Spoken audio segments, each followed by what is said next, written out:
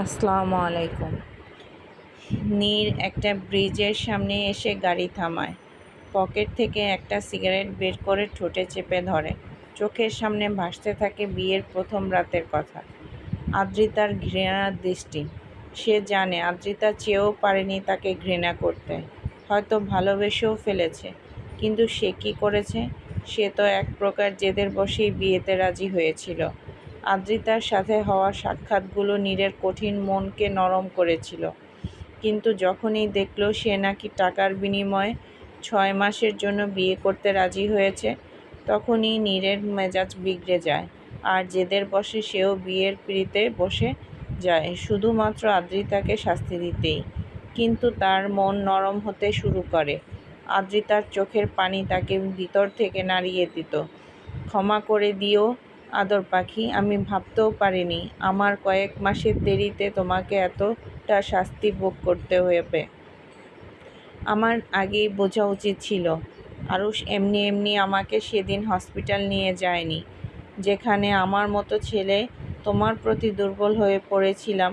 সেখানে নির্দয় আরুষের মনে তুমি দুর্বলতা হয়ে উকি দেবে না, কল্পনাটা নেহাত বোকামি ব্যতীত আর কিছুই না।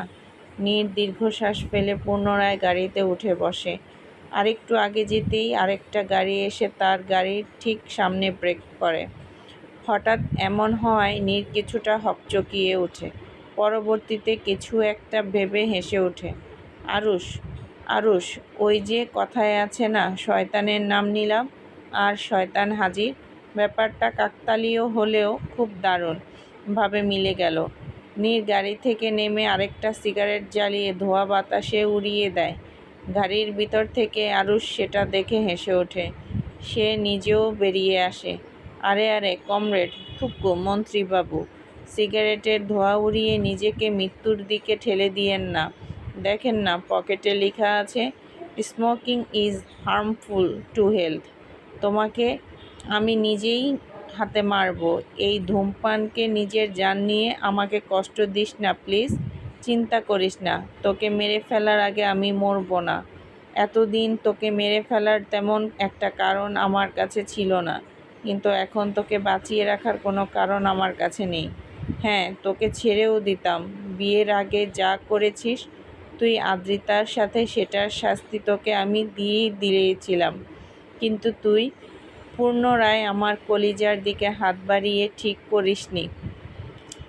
এর আগে যাকে নিয়ে গিয়েছিলি সে আদ্রিতা খান ছিল, আর এখন যার দিকে তুই নজর দিয়েছিস সে আদ্রিতা নীর চৌধুরী। সাথে সাথেই আরুষের চেহারা রক্তিম হয়ে ওঠে। চোখে মুখে ফুটে ওঠে ভয়ঙ্কর ক্রোধ। আদ্রিতা আমার, সে শুধু মাত্র আমার। জিভ টেনে ছিঁড়ে ফেলবো যদি আর একবার তুই তোর নোংরা মুখে তার নাম অবধি নিস। সামান্য আমার মুখে তার নাম শুনে তোর এই অবস্থা, তাহলে ভাব তার শরীরে আমার ছোঁয়া। সাথে সাথে নীর রেগে আরুষের মুখ বরাবর ঘুষি মেরে দেয়। আরুষ সামান্য ঝুঁকে পড়ে, ঠোঁট কেটে তার রক্ত বের হয়ে আসে। আরুষ সে রক্ত আঙ্গুল দিয়ে মুছে নীরের শার্টে মুছে ফেলে। এইটুকুই, এই অবস্থা সবে শুরু মাই ফ্রেন্ড। উহু, এখন তোকে মারবো না, আর না তো এখন তোর কলিজাকে কিছু করব। আগে আমি তোকে নিঃস্ব করব, তারপর তোর সামনে থেকে তোর কলিজাকে আমার কাছে নিয়ে আসব, আর তারপর তিলে তিলে তোকে মারব। কথাটা বলেই আরুষ সেখান থেকে চলে যায়। আর নীর রেগে ব্রিজে থাকা লোহার রেলিংয়ে নিজের হাত দ্বারা ঘুষি মারে। সাথে সাথেই হাত ফেটে রক্ত গড়িয়ে পড়তে আরম্ভ করে। অন্ধকার রুমে জড়োসড়ো হয়ে বসে আছে আদ্রিতা।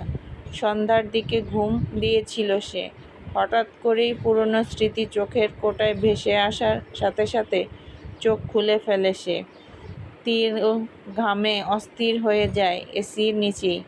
এদিকে বাড়িতে কেউ নেই, সবাই গেছে হসপিটালের মেহেরকে ফিরিয়ে নিয়ে আসার জন্য। তাকে বলা হয়েছিল সাথে যাওয়ার জন্য, কিন্তু সে যায়নি শরীর খারাপের বাহানায়। কিন্তু এখন একা বাড়িতে ভয়ের তীব্রতা আরও বেড়ে চলেছে। তার মনে হচ্ছে আরুষ তার আশেপাশেই আছে, হঠাৎ তার সামনে এসে যাবে আর তাকে চাবুক দিয়ে আঘাত করবে। তার পা পুড়িয়ে দিবে তাকে ছেড়ে যাওয়ার জন্য। এত শত ভয়ের মাঝেই বিদ্যুৎ অন্ধকার আওয়াজে কলিং বেল বেজে ওঠে। আদ্রিতা আরও ভয়ে জড়সড় হয়ে যায়। সে ভেবে নেয় আরুষ তাকে নিতে চলে এসেছে। সে তাকে নীরের থেকে নিয়ে যাবে বহুদূর। সে আর নীরকে দেখতে পারবে না। কিন্তু তার মনে এইটুকু চিন্তা আসে না যে হতে পারে নীর নিজেই এসেছে। এটুকু পরেই নিজের ঘরের দরজা খোলার আওয়াজ পেতেই চিৎকার করে ওঠে। হঠাৎ আদ্রিতার এমন চিৎকারে নীর চমকে ওঠে। আদ্রিতা হাতের কাছে থাকা ফ্লাওয়ার বাস দিয়েই অন্ধকারে আঘাত করে বসে নীরের মাথাতে।